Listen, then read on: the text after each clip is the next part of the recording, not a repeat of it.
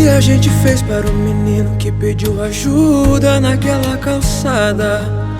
O que a gente fez para ajudar aquele vendedor de água que não vendeu nada e vai voltar pra casa sem o troco do pão?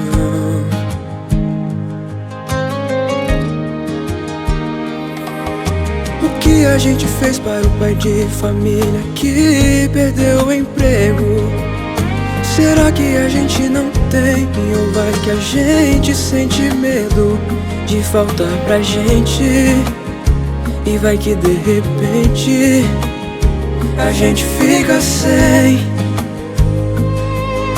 E se fosse Jesus fazendo só um teste para testar a gente?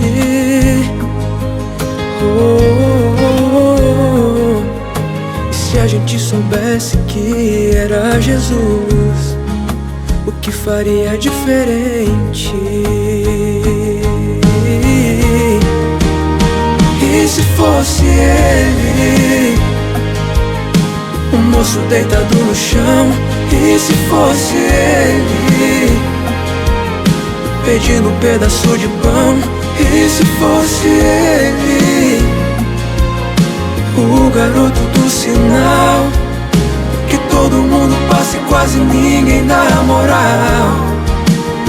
E se fosse Ele, a fila daquela estação?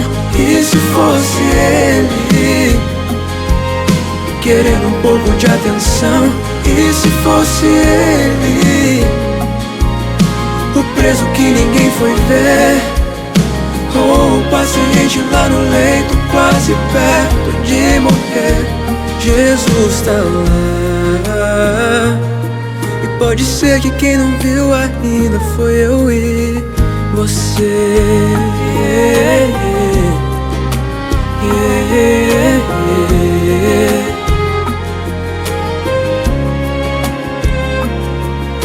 Se fosse Jesus fazendo só um teste para testar a gente,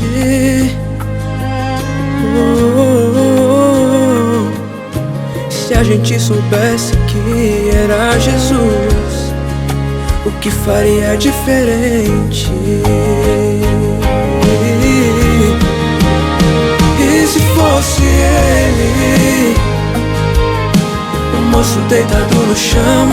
E se fosse Ele, pedindo um pedaço de pão? E se fosse Ele, o garoto do sinal, que todo mundo passa e quase ninguém dá moral? E se fosse Ele, a fila daquela estação?